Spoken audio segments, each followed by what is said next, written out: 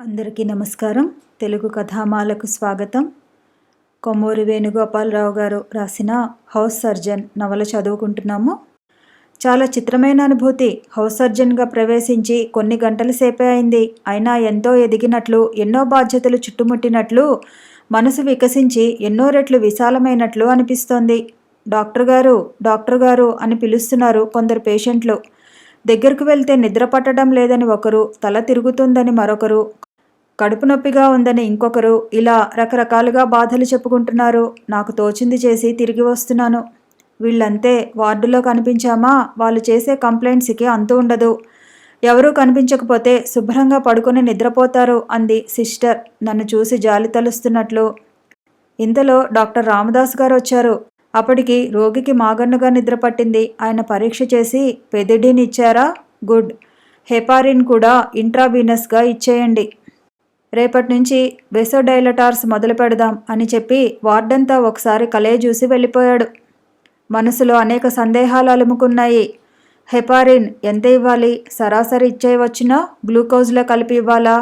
Doctor, heparin తీసుకురమ్మంటారా అని అడిగింది sister. ఇహ మొహమాట పడితే లాభం లేదని సిస్టర్ని అడిగేశాను. సాధారణంగా ఎంత ఇస్తారేం అని. 10,000 యూనిట్స్తో మొదలు పెడతారు. గ్లూకోజ్ కలిపి తీసుకువస్తాను.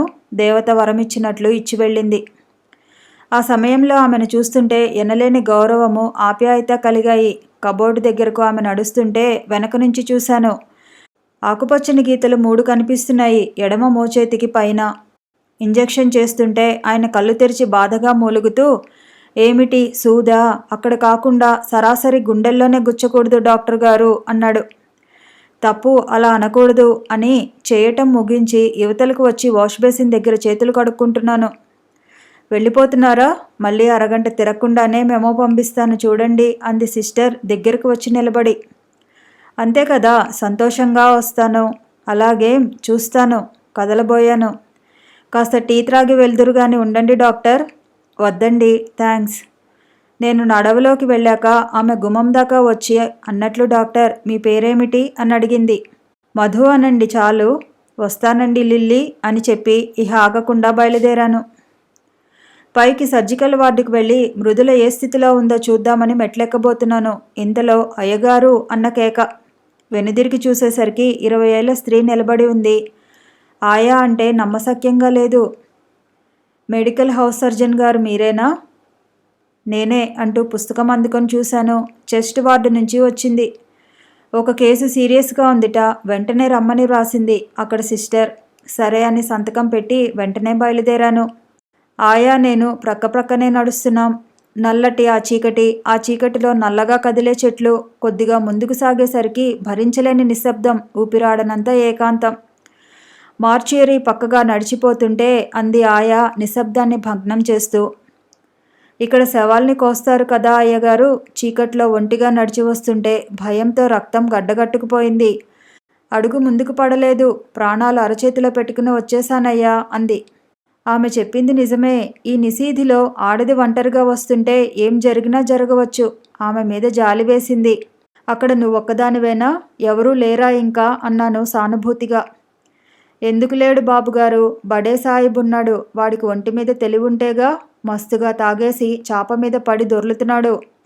సాయిబు సాయిబు అని ఎన్నో కేకలేశాను. ఈ లోకంలో ఉంటేగా. ఇక స్టాఫ్ అమ్మగారు గాభరా పడుతుంటే విధిలేక వచ్చానన్నది. హాస్పిటల్ వెనకవైపు గేటు దాటి రోడ్డు మీదకు వచ్చాం. రోడ్డు కవతల 150 గజాల స్థలంలో ఉన్న టీబీ వార్డులోంచి వెలుతురు కనిపిస్తోంది. దగ్గర పడుతున్న కొద్దీ ఎవరో రోగి ఊపిరితిత్తులు తెగిపోయేటట్లు ఖంగు ఖంగుమని దగ్గుతున్న ధ్వని వినిపించసాగింది. లోపలికి వెళ్ళేసరికి స్టాఫ్ ఎదురుగా వచ్చింది. రండి డాక్టర్ అంటూ. ఎలా ఉంది అని ప్రశ్నించాను. చాలా క్రానిక్ పేషెంట్ డాక్టర్. 5-6 రోజులు బట్టి సీరియస్గా ఉంది. మీకు మెమో పంపించేసరికి లాస్ట్ స్టేజెస్లో ఉందన్నమాట. తర్వాత 5 నిమిషాలకే చనిపోయింది. రండి చూసి డెత్ సర్టిఫికేట్ ఇద్దురుగాని అంటూ లోపలికి కదిలింది. ఆమెను అనుసరించి లోపలికి వెళ్ళాను. అది ఆడవాళ్ళ టీబీ వార్డు. మగవాళ్ళది రెండో వైపున ఉంది. చాలామంది రోగులు నిద్రపోతున్నారు. కొంతమంది నిద్ర పట్టక అటు ఇటు కదులుతున్నారు. కొంతమంది కళ్ళు తెరిచి పైకప్పు కేసి చూస్తూ ఆలోచిస్తున్నారు. మరికొంతమంది ఎడతెరిపి లేకుండా దగ్గుతూ ఊపిరాడక మధ్య మధ్య మూలుగుతున్నారు. చనిపోయిన రోగి దగ్గరకు వెళ్ళాము. 25 ఏళ్లు మించని స్త్రీ బక్కచిక్కి ఎండిపోయిన గుండెలతో అస్థిపంజరంలా ఉంది. కళ్ళు విప్పబడి తదేకంగా పైకి చూస్తున్న భంగిమలో నిలబడిపోయాయి. ఒకసారి నేను కూడా పరీక్ష చేసి ఈమె తరఫు వాళ్ళెవరూ లేరా అని అడిగాను. లేరండి, ఎవరూ కనబడ్డం లేదు. తెల్లారేదాకా ఇక్కడే ఉంచి తర్వాత మార్చియరీకి పంపించి వేయాలి. అక్కడ ఎయిర్ కండిషనింగ్ ఛాంబర్లో ఎవరైనా వస్తారేమోనని 2-3 రోజులు చూసి అప్పటికీ ఎవరూ క్లెయిమ్ చేయకపోతే హాస్పిటల్ స్వంతం చేసుకుంటుంది. ఇద్దరం నడిచి ముందు గదిలోకి వచ్చాం. స్టాఫ్ నేను పూర్తి చేసి సంతకం పెట్టవలసిన కాగితాలు నా ముందు పెట్టింది. డెత్ సర్టిఫై చేయవలసింది నేనేనా? అసిస్టెంట్కు కబురంపనక్కర్లేదా అన్నాను. ఈ హాస్పిటల్ హౌస్ సర్జన్కు చాలా పవర్స్ ఉన్నాయి. మిగతా చోట్ల ఎలా ఉంటుందో తెలియదు కానీ ఇది మీ డ్యూటీ కిందకే వస్తుంది. ఆమె చెప్పినట్లు పూర్తి చేసి సంతకాలు కూడా పెట్టిలేస్తూ, మీరొక్కరే కనిపిస్తున్నారేమిక్కడ? వేరే సిస్టర్ని ఎవరిని పోస్ట్ చేయలేదా అని అడిగాను. చూడండి డాక్టర్, చుట్టుపక్కల ఎక్కడా నరసంచారం కూడా లేదు కదా. ఈ ఊరు బయట ఉన్న వార్డులో నన్ను ఒక్కదాన్నే పడేశారు. బిక్కుబిక్కుమంటూ గడుపుతున్నాను. బడే సాహెబేమో మస్తుగా తాగేసి పడుకుంటాడు. ఏ క్షణాన వాడు లేచి రగడ చేస్తాడో అని అదో భయం అంది స్టాఫ్. చూసారా ఎన్ని కష్టాల్లో ఉన్నానో అన్నట్లు. నా సానుభూతిని చూపుల్లో ప్రదర్శించి వస్తానని చెప్పి బయలుదేరాను. చీకట్లో ఒంటరిగా మార్చేరి పక్క నుండి తిరిగి వస్తుంటే టీబీ వార్డులోంచి మరణించిన ఆ స్త్రీ గుర్తు వచ్చింది. ఆఖరి దశలో ఎవరూ చెంతనుండటానికి నోచుకొని అభాగ్య స్త్రీ. తెరచి ఉన్న ఆమె కళ్ళు, అస్థిపంజరం లాంటి ఆమె శరీరం. విద్యార్థిని డాక్టర్గా మారాక ఎదుర్కొన్న మొదటి మృత్యువు. ఇది ఆసుపత్రి. ఎందరో మనుషులు ప్రతిరోజు ఇక్కడ శవాలుగా మారుతుంటారు. ఒళ్ళు గగ్గురు పొడిచింది నా ఆలోచనలకు. మెడికల్ వార్డ్స్ వైపుగా నడుస్తున్నాను. ఐసోలేషన్ వార్డులో సిస్టర్ బల్ల మీద తలవాల్చి నిద్రపోతోంది. 2 సిస్టర్లు ఏదో వార్డుకు వెళ్ళి తిరిగిపోతున్నారు.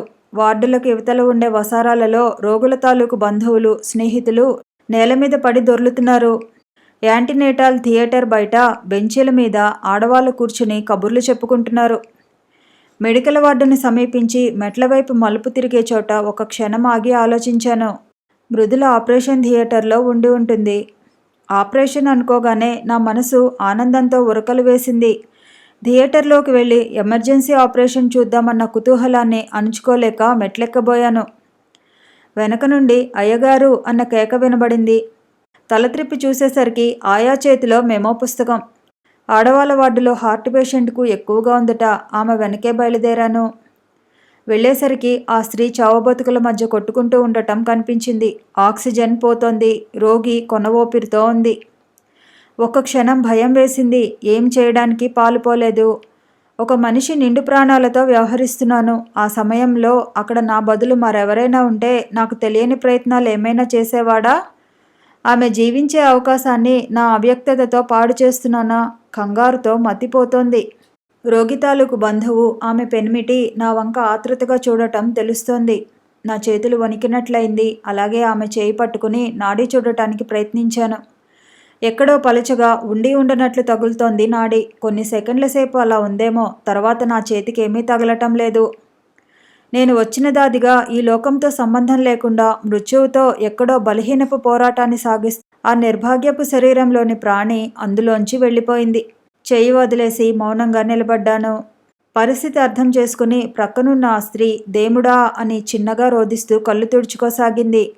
రోగి పెనిమిటి మాత్రం ఈ పరిణామాన్ని మునుపే ఊహించిన వాడిలా ప్రక్కకి చూస్తూ మౌనంగా గంభీరంగా నిలబడ్డాడు. నా మనసు వికలమైపోయింది. బాహ్య స్మృతి లేకుండా ఆ రోగి సాగించిన అంచె పోరాటమే కళ్ళ ముందు కనిపిస్తోంది. ఆ వాతావరణంలో ఉండలేక యువతలకు వచ్చి కుర్చీలో కూలబడుతూ సిస్టర్ అని పిలిచాను నీరసంగా. ఏమండి డాక్టర్, త్వరగా డెత్ సర్టిఫికేట్ తతంగం పూర్తి చేద్దాం రండి. ఇలాంటి సంఘటనలు సిస్టర్లో ఏమాత్రం అలజడి కలిగించేటట్లు లేవు. నవ్వుతూ పుస్తకం తెరిచి కాగితాలు కూడా కొన్ని నా ముందు పెడుతూ, ఏమంత అర్జెంట్, వేరే ఏ వార్డుకైనా పోవాలా అంటూ అడిగింది. చాలా చోట్లకు వెళ్లాల్సి ఉంది అని, ఎక్కడెక్కడ ఏమేమి పూర్తి చేయాలో ఒకసారి అలవాటైందేమో తల వంచుకుని గబగబా వ్రాసేస్తున్నాను. 5 నిమిషాల్లో పని పూర్తి చేసుకుని అక్కడి నుండి బయటపడి డ్యూటీ రూమ్ కేసి బయలుదేరాను. కొంతసేపు విశ్రాంతి తీసుకోవాలనిపించింది. కాళ్ళు ఈడ్చుకుంటూ నీరసంగా నడుస్తున్నాను. డ్యూటీ రూమ్ సమీపించి తలుపు మీద చేయి వేయబోయేటంతలో సార్ అన్న పిలుపు. Ward boy memo. Medical ward నుంచి వచ్చింది. ఇందాక అడ్మిట్ అయిన హార్ట్ కేసు సీరియస్గా ఉందిట. లిల్లీ సంతకం పెట్టింది. నా మనసులో ఏదో అనుమానం పొడిసూపింది. నా నీరసం విషయం మర్చిపోయి గబగబా వార్డు కేసి నడవసాగాను. వెళ్ళేటప్పటికి పరిస్థితి చాలా సీరియస్గానే ఉంది. రోగి గుండె నొప్పితో లుంగలు చుట్టుకుపోతున్నాడు. శరీరం అంతా చెమటలు క్రమ్మివేసి ధారగా ప్రవహిస్తున్నాయి. చూస్తుండగానే 2 వాంతులు కూడా అయిపోయాయి. అయ్యో అయ్యో అయిపోయింది అంటున్నాడు. మధ్య మధ్య తేలకళ్ళు పడుతున్నాయి. నేను ఒక్కసారిగా వణికిపోయినట్లు అయిపోయాను. డ్యూటీలోని కష్టం కళ్ళ ముందు ఒకసారి కారు చీకటిలా కదిలింది. సిస్టర్, పెదిడిని తీసుకురండి అని గట్టిగా కేక పెట్టాను. నాన్న, ఇటు చూడు నాన్న, ఎలా ఉంది నీకు అంటున్నాడు కొడుకు ఆతృతగా. రోగికి ఊపిరి అందటం కూడా కష్టంగా ఉంది. సిస్టర్ హడావుడిగా తీసుకువచ్చిన ఇంజెక్షన్ చేసేసి, సిస్టర్ ఆక్సిజన్ స్టార్ట్ చేయండి వెంటనే, నేను ఈ లోపున అసిస్టెంట్ని పిలుచుకొస్తాను అని వెనక నుండి ఆమె మీకెందుకండి శ్రమ, వార్డు బాయ్తో మెమో పంపిస్తే పోలా అంటున్నా వినిపించుకోకుండా గబగబా బయటకు వెళ్ళిపోయాను. అసిస్టెంట్ డ్యూటీ రూమ్లో రామదాసు గారు మంచం మీద గాఢ నిద్రలో మునిగి ఉన్నాడు. దగ్గరకు వెళ్ళి సార్ అని పిలిచాను. ఆయన కదిలాడు. నిద్రలో ఆయన ముఖం చూస్తే మరీ కోపంగా కనిపిస్తున్నాడు. లేచి విసుక్కుంటాడేమో అనుకున్నాను. కానీ మరొకసారి పిలిచాక కళ్ళు విప్పి ఎదురుగా నేను కనిపించగానే గబుక్కున లేచి కూర్చుంటూ, వాట్ డాక్టర్, కేసు ఏదైనా సీరియస్గా ఉందా అని ఎంతో అనునయంగా అడిగాడు. నేను చెప్పిన విషయం వినగానే హడావుడి పడుతూ లేచి నిల్చుని, అరేరే ఆ కేసు అలా టర్న్ అవడం మంచిది కాదే అంటూ చెప్పులు తొడుక్కుని గబగబా బయటకు వచ్చాడు. ఆయన ఎంత వేగంగా నడిచాడంటే ఆయన కంటే ఎంతో భారీగా ఉన్నా, ఎంత అందుకుందామని ప్రయత్నించినా ఆయన కంటే 4 అడుగులు వెనకనే ఉంటూ వచ్చాను. మేము వెళ్ళేసరికి పేషెంట్ ఇందాక నేనిచ్చిన ఇంజెక్షన్ పనిచేయడం వల్ల, రోగ ఉద్రిక్తత వల్ల తెలివి తప్పిపోయి ఉన్నాడు. పల్స్ చూసి రామదాసు గారు పెదవి విరిచాడు. ఒక్క క్షణం ఊరుకుని మన ప్రయత్నం మనం చేద్దాం అంటూ చప్పున అతని పక్కనే కూర్చుని గట్టిగా ఒత్తుతూ కార్డియాక్ మసాజ్ చేయసాగాడు. అలా ఓ అరగంట సేపు ఇద్దరం విశ్వ ప్రయత్నం చేశాము. ఆయన పురమాయించిన ఇంజెక్షన్లు గబగబా చేశాను. ఆయనకు చేతులు నొప్పి పుడితే నేను మసాజ్ చేశాను. ఏమి చేసినా ప్రయోజనం లేకపోయింది. ఆఖరికి రామదాస్ గారు లేచి నిల్చుని, హీఈస్ ఎక్స్పైర్డ్ డాక్టర్ అని ఒక్క క్షణం మౌనంగా నిలబడి, ఆల్ రైట్, డెత్ రిపోర్ట్ రాసేయండి అంటూ అక్కడి నుంచి నెమ్మదిగా వెళ్ళిపోయాడు. అక్కడే నిలబడి రోగి ముఖం వంక పరీక్షగా చూశాను. గంభీరంగా వీరోచితంగా కనిపించింది అతని ముఖం. ధైర్యంగా సులువుగా పోట్లాడాడు మృత్యువుతో. కాసేపు అక్కడి నుంచి కదలలేకపోయాను. అతను తెలివిగా ఉన్నప్పుడు ఆఖరి క్షణాల్లో కోరిన కోరిక జ్ఞాపకం వచ్చింది. ఒక సిగరెట్ కాల్చుకోవడానికి అనుమతి అడిగాడు. అతని కోరిక తీర్చలేకపోయాను. ఎవరో అతను, అతని జీవిత చరిత్ర ఏమిటో, కుటుంబగాథ ఏమిటో, అనుభవాలు, సంఘటనలు, సాధన ఏమిటో. కొడుకు చిన్నగా ఏడుస్తున్నాడు. డాక్టర్ అని వినిపించింది సిస్టర్ కంఠస్వరం. మెల్లగా కదిలి బరువుగా అడుగులు వేస్తూ టేబుల్ దగ్గరకు వెళ్ళాను. తల వంచుకుని డెత్ సర్టిఫికేట్ తతంగం ముగిస్తున్నాను. సిస్టర్, బాడీని తీసుకుపోవచ్చా అని ఎవరో అడుగుతున్నారు. తల ఎత్తి చూడలేదు కానీ మరణించిన వ్యక్తికి కొడుకని తెలుస్తోంది. మీరు ఆదాయం నెలకు 100 రూపాయల కన్నా ఎక్కువ వ్రాసారండి. డబ్బు కట్టి మరీ తీసుకువెళ్ళాలి. ఎంత, ఏమేమి వాడామో చూసి చెబుతానుండండి. సిస్టర్ ఏవో లెక్కలు వేసి 2 నిమిషాల తర్వాత 18 రూపాయలు అయింది అంటోంది. ఎలా, అంత డబ్బు తీసుకురాలేదే అంటూ అతను తికమక పడుతూ, లేకపోతే ఇంటికి వెళ్ళి తీసుకురండి. డబ్బు చెల్లించకుండా బాడీని చెప్పడానికి హాస్పిటల్ రూల్స్ ఒప్పుకోవు. తల ఎత్తి అతని వంక చూశాను. ఎర్రగా ఉన్న అతని కళ్ళు కర్తవ్యం తెలియక సందిగ్ధంతో అటు ఇటు కదులుతున్నాయి. కడకేదో నిశ్చయించుకుని తన తాలూకు మనుషుల దగ్గరకు పోయి ఏదో చెప్పి మళ్ళీ సిస్టర్ దగ్గరకు వచ్చి, వాళ్ళు ఇక్కడే ఉంటారు, నేను పోయి డబ్బు తీసుకువస్తాను అని చెప్పి కంగారుగా వెళ్ళిపోయాడు. సిస్టర్ వెళ్ళి మరణించిన వ్యక్తి ముఖం మీద ఎర్రటి దుప్పటి కప్పేసి పక్క పేషెంట్లకు ఇబ్బంది లేకుండా మంచం చుట్టూ మూసేలా స్క్రీన్ అమర్చి నా దగ్గరకు వచ్చింది. నేను లేచి నిలబడి, వస్తాను సిస్టర్ అని కదలబోయాను. అప్పుడేనా అన్నదామె ముందుకు వచ్చి. అప్పుడేనా అన్నాను నేను నీరసంగా. ఆమె నవ్వి, అంత దిగులుగా కనిపిస్తున్నారేం? ఆ మనిషి మరణం గురించి వెత చెందుతున్నారా? గవర్నమెంట్ ఆసుపత్రిలో పనిచేసే డాక్టర్లు అంత సున్నితంగా ఉండకూడదు. మీరు డ్యూటీ మొదటి రోజు అనుకుంటా, అందుకని అట్లా కలతపడ్డారు. పోను పోను ఇవన్నీ ఎంత తేలిగ్గా తీసుకుంటారో చూడండి అంది అనునయిస్తున్నట్లు. నేను బలవంతాన నవ్వి, చాలా అలసిపోయానండి, కాస్త విశ్రాంతి తీసుకుంటాను అని చెప్పి బయలుదేరాను.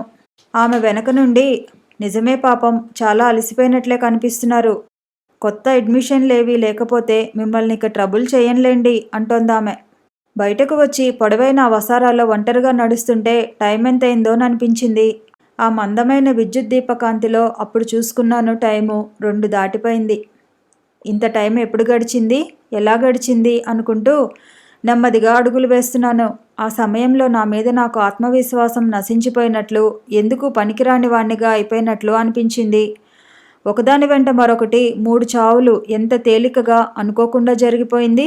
ఇవన్నీ చూస్తూ ఉండటానికైనా నేను డ్యూటీ చేస్తున్నది, లేకపోతే మరేమిటి? ఈ విద్య అంతా వట్టి మిథ్యయేనా?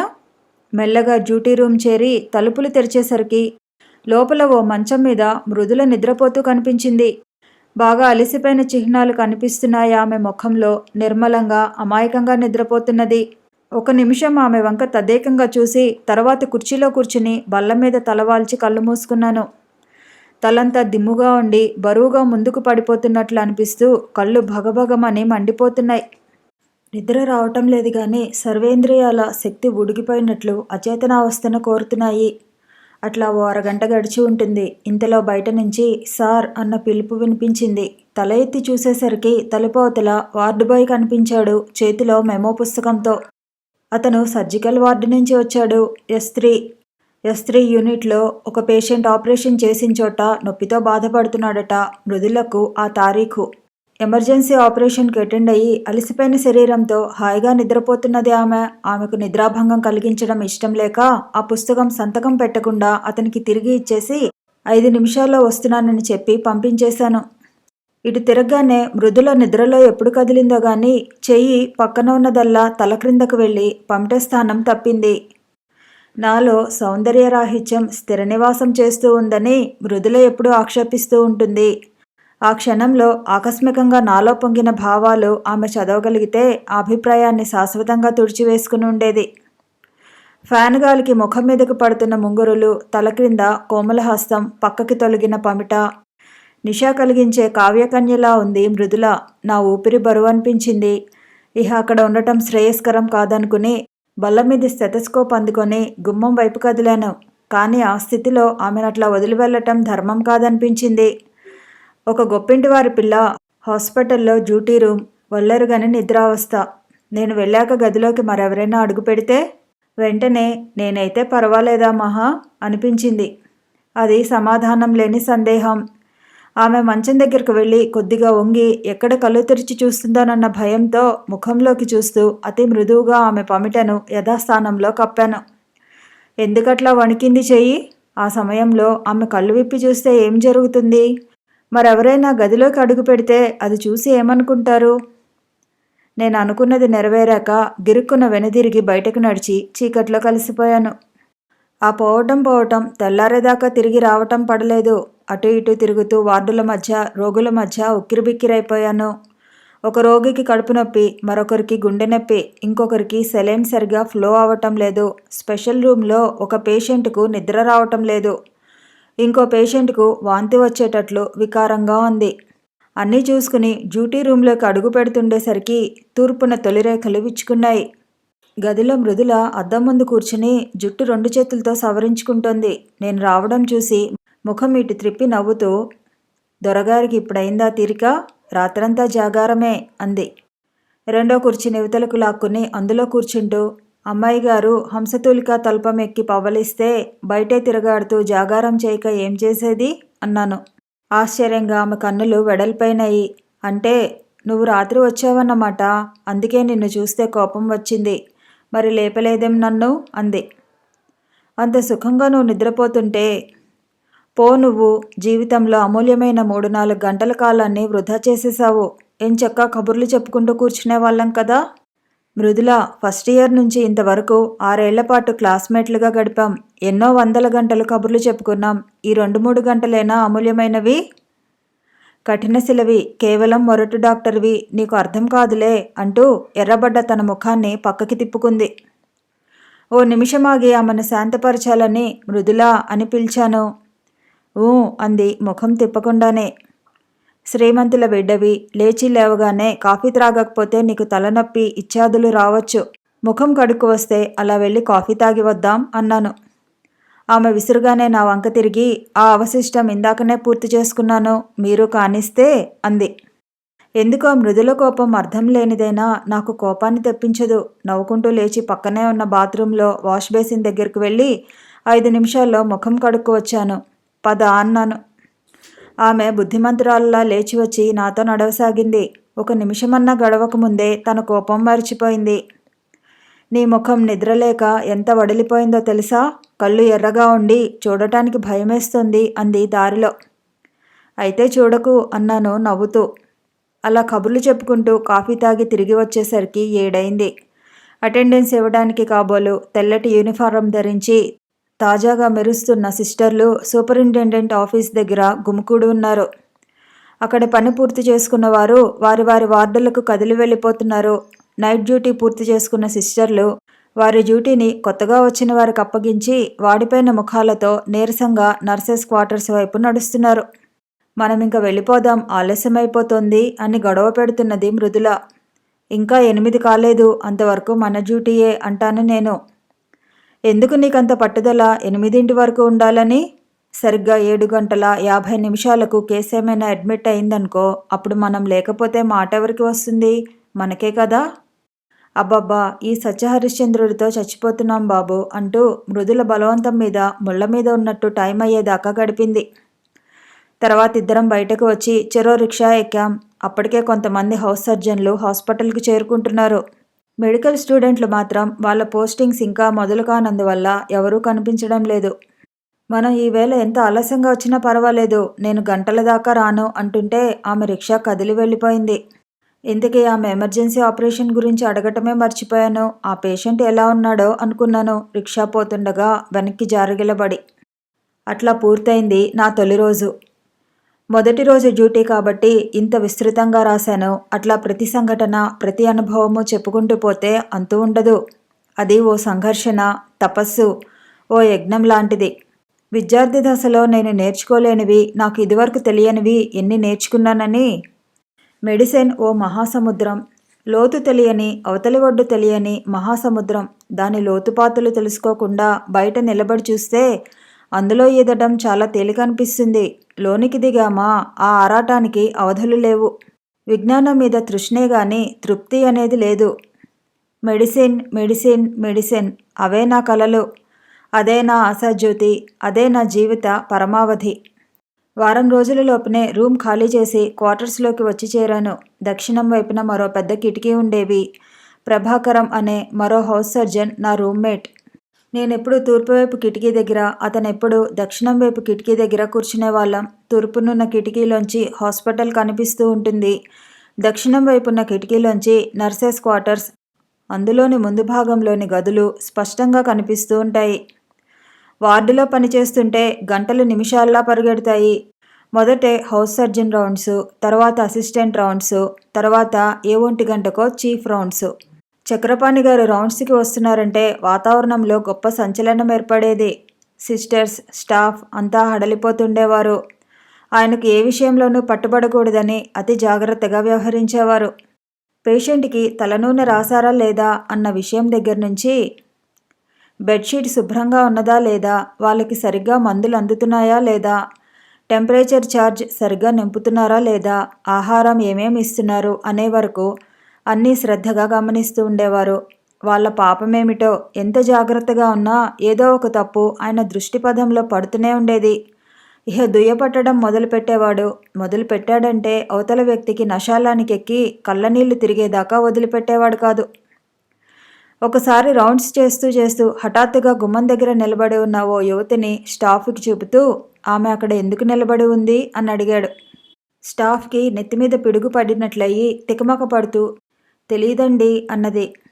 ఎందుకు తెలీదు? ఆమె అక్కడ నిలబడి ఆతృతగా చూస్తుంటే కారణం తెలుసుకోవాలని మీలో ఒక్కరికే అనిపించలేదా అంటూ గబగబా ఆ యువతి దగ్గరకు పోయి, ఎందుకమ్మా ఇక్కడ నిలబడ్డావు అని ప్రశ్నించాడు.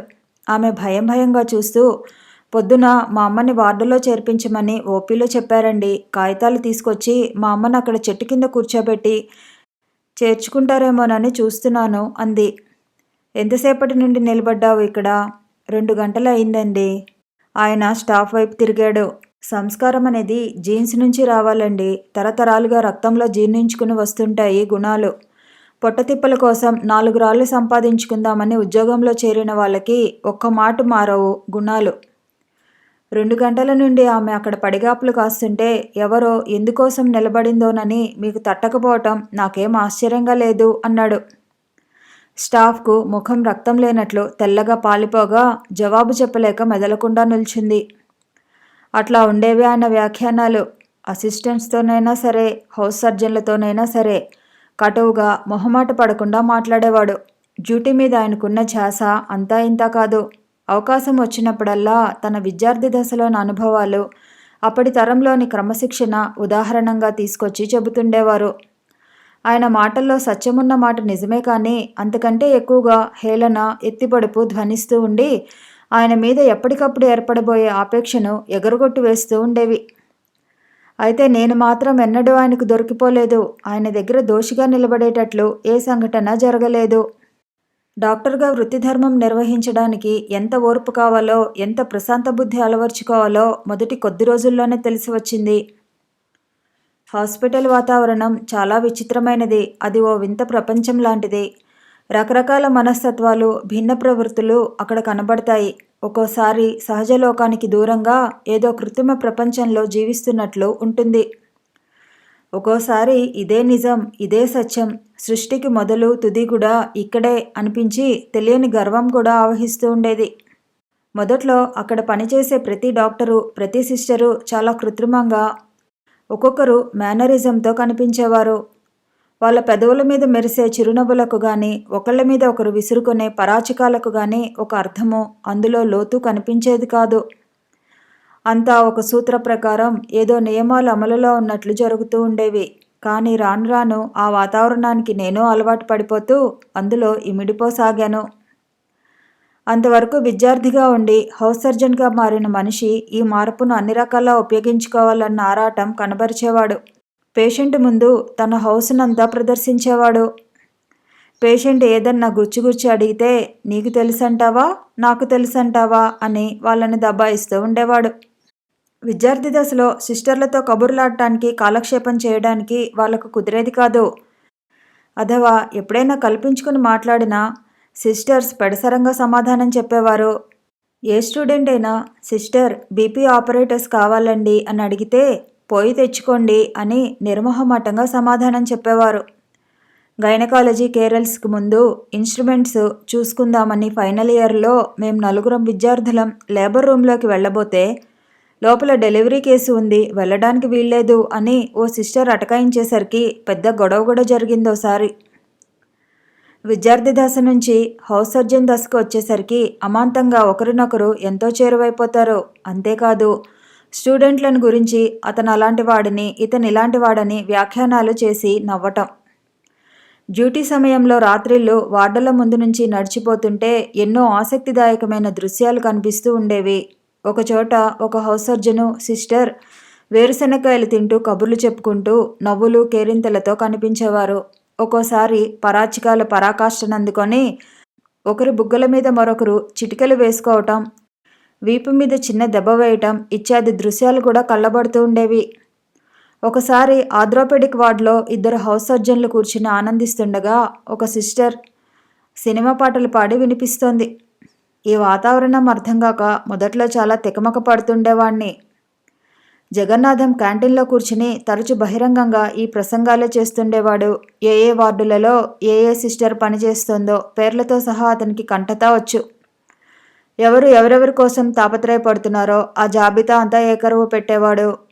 ఏమాత్రం తీరిక చిక్కినా రౌండ్స్కి వెళ్ళాలి అంటూ హడావుడి పడుతూ 4 వార్డుల కలే తిరిగి అక్కడ పోస్ట్ అయిన నర్సులను పలకరించి కాసేపు వారితో ముచ్చటలాడి వచ్చేవాడు. నా రూమ్మేట్ ప్రభాకరం చాలా గుట్టైన మనిషి. జగన్నాథంలా పైకి బడబడలాడేవాడు కాదు. తన స్వవిషయాల్లోకి ఎవరినీ చోటు దొరకనిచ్చేవాడు కాదు. ఒంటరిగా నిరంతరం తన ప్రయత్నాల్లో మునిగి ఉండేవాడు. అతను అసాధ్యుడని, జీవితాన్ని బ్రహ్మాండంగా అనుభవిస్తున్నాడని నలుగురు చెప్పుకునేవారు కూడా. ఒకసారి నళిని మీ జగన్నాథం పచ్చి రౌడీ అన్నది. నవ్వి ఊరుకున్నాను.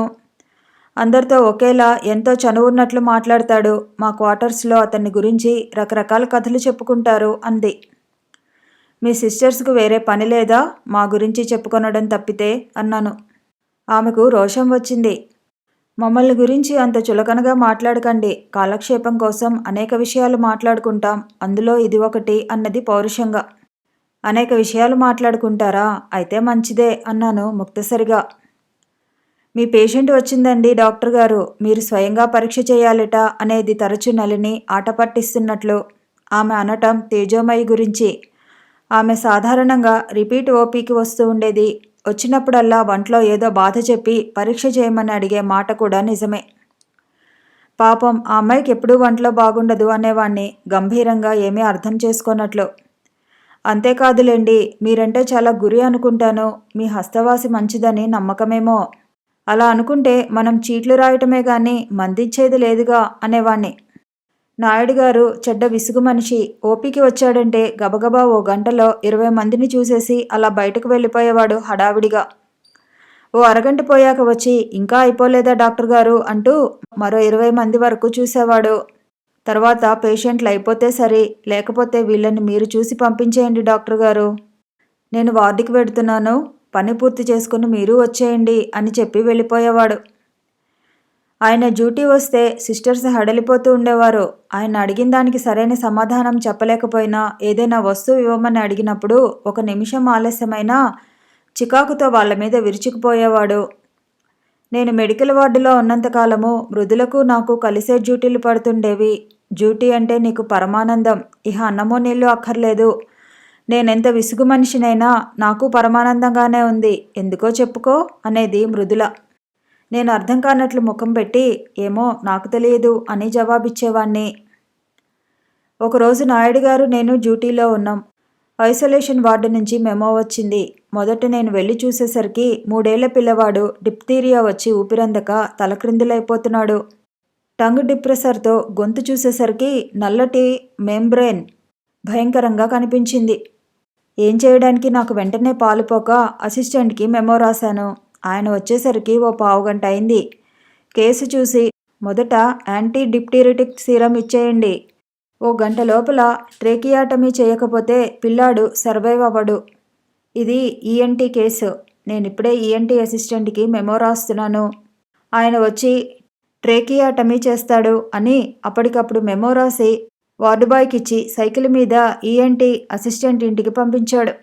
తర్వాత మీరు జాగ్రత్తగా చూస్తూ ఉండండి డాక్టర్ గారు, నేను మళ్ళీ కాసేపట్లో వస్తాను అంటూ వెళ్ళిపోయాడు. నిమిషాలు గడుస్తున్న కొద్దీ నేను ముళ్ళ మీద ఉన్నట్లు గడపసాగాను. పిల్లాడు గుడ్లు తేలేసి ఊపిరందక నరకయాతన అనుభవిస్తున్నాడు.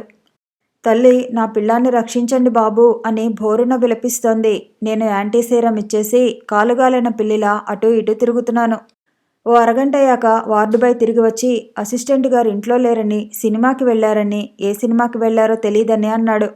నాకు 1 నిమిషం సేపు కాళ్ళాడలేదు. ఇలా మెమోలు పంపుకోవటంతోనే టైం అంతా గడిచిపోతుంది. ఇహ సమయం కాస్త గడిచిపోయాక ఎమర్జెన్సీ అర్థమేమిటి? నేను ట్రేకియాటమీ ఎప్పుడూ చేయలేదు గాని విద్యార్థి దశలో 2 సార్లు ఎమర్జెన్సీ జరుగుతూ ఉండగా చూశాను. ఆపరేషన్ సర్జరీ క్లాసులు జరుగుతున్నప్పుడు కొన్నిసార్లు చేశాను. టెక్నిక్ క్షుణ్ణంగా తెలుసు. క్షణాలు గడిచిన కొద్దీ పిల్లాడి పరిస్థితి మరీ దిగజారిపోతోంది. చేస్తే వెంటనే చేయాలి, లేకపోతే పిల్లాడు దక్కకపోవటం ఖాయం. చేస్తే 50% అవకాశాలున్నాయి. రిస్క్ తీసుకోవడానికే నిర్ణయించుకొని సిస్టర్ని పిలిచి ట్రేకియాటమీ ఇన్స్ట్రుమెంట్స్ ఇక్కడే ఉన్నాయా, థియేటర్లోంచి తెచ్చుకోవాలా అని అడిగాను. అత్యవసర పరిస్థితుల్లో చేయడానికి ఇక్కడో సెట్ ఉంచారండి, టైం ఉంటుందనుకుంటే థియేటర్లో చేసేవారు అంది సిస్టర్. అయితే ఇన్స్ట్రుమెంట్స్ వెంటనే రెడీ చేయండి. స్పిరిట్లో కానీ సావిలాన్లో కానీ ఒకసారి ముంచి తీసుకురండి. మీరు చేస్తారా? వద్దండి డాక్టర్, కేసు చాలా బ్యాడ్గా ఉంది. ఏమైనా అయితే మీకు అనవసరంగా చెడ్డ పేరు వస్తుంది అంది సిస్టర్ వారించడానికి ప్రయత్నిస్తూ. పర్వాలేదు, ఏం జరిగినా సిద్ధంగా ఉన్నాను, తీసుకురండి అన్నాను దృఢస్వరంతో. నా గొంతులోని కాఠిన్యం విని ఇహ ఆమె ఎదురు చెప్పలేక ఇన్స్ట్రుమెంట్స్ తీసుకురావడానికి లోపలికి వెళ్ళింది. ఆమె ట్రేకియాటమీ, ట్యూబమ్ బెల్ట్ మొదలైనవి తెచ్చే లోపల నేను సబ్బుతో చేతులు వాష్ చేసుకుని రెడీగా ఉన్నాను. సిస్టర్ని చేతుల మీద స్పిరిట్ పోయమన్నాను. తర్వాత గ్లౌస్ తోడుకొని పిల్లాడి దగ్గరకు వెళ్ళాను. ఇదంతా 2 నిమిషాల్లో జరిగింది. ఆపరేషన్ చేస్తారా అంది పిల్లాడి తల్లి ఈ తతంగమంతా చూసి భయపడుతూ. అవునమ్మా, చేయకపోతే అబ్బాయి దక్కడు. చేస్తే ఫలితం నీ అదృష్టం మీద ఆధారపడి ఉంది అన్నాను. ఆమె వెనువెంటనే ఆలోచించకుండా, అలాగే బాబు, నా బిడ్డని మీ చేతిలో పెట్టాను. నీట ముంచినా పాల ముంచినా మీదే భారం అంది ఏడుపు దిగమ్రింగి. మెడ దగ్గర స్పిరిట్తో తుడిచి ఒక్కసారి వేళ్లతో తడిమి చప్పున ఇన్పిషన్ ఇచ్చేశాను. ఆ చీలికను వెడం చేసి లోపలికి పోతుంటే వేళ్లు వణికాయి. భగవంతుడి మీద భారం వేసి చకచక 3 నిమిషాల్లో పూర్తి చేసి ట్యూబ్ కూడా ఇమిడ్చి యువతలకి వచ్చి గ్లౌస్ తీసేసి చేతులు కడుక్కున్నాను. తర్వాత మళ్ళీ పిల్లాడి దగ్గరికి వెళ్ళి చూశాను. ఊపిరి కాస్త ఆడుతోంది. పల్స్ సంతృప్తికరంగా ఉంది. ఎలా ఉంది డాక్టర్ గారు అని అడిగింది తల్లి. రేపు ఉదయం దాకా గడవాలమ్మా, అప్పటిదాకా ఏమీ చెప్పలేను అని మరో అరగంట గడిపి అక్కడే పిల్లాడు బ్రతకడానికి కాస్త అవకాశాలున్నట్లు గమనించి ఈ వార్త చెప్పడానికి నాయుడు గారి దగ్గరకు వెళ్ళాను. విషయం విని ఆయన అభినందనపూర్వకంగా భుజం మీద కొట్టి, రిస్క్ తీసుకున్న మంచి పనే చేశారు డాక్టర్ గారు. ఆ కుర్రాడు బ్రతికితే జీవితాంతం మీకు రుణపడి ఉండాలి అన్నాడు. నా అదృష్టం బాగుంది, పిల్లాడు బ్రతికాడు. టెటనస్ రాకుండా ఏటీఎస్ ఇంజెక్షన్ కూడా ఇచ్చాను. మరునాడు ఈ విషయం హాస్పిటల్ అంతా పొక్కిపోయి నాకు తెలిసిన హౌస్ సర్జన్లంతా వచ్చి అభినందించారు.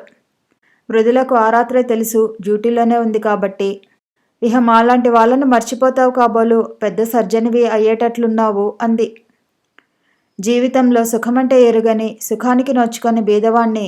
నన్ను నీవే మర్చిపోవాలి గాని నేనెప్పటికీ ఎవరిని మర్చిపోలేను మృదులా అన్నాను. కళ్ళలో నీళ్లు గిర్రును తిరిగినట్లున్నాయి ఆమెకు. ముఖం పక్కకి తిప్పుకుని మాట్లాడకుండా ఊరుకుంది. కోపం వచ్చిందా? ఆమె నా వంక తిరిగి సజల నయనాలతో చూస్తూ, నేను శ్రీమంతుల బిడ్డనని నీతో ఎప్పుడైనా బడాయిలు చెప్పానా?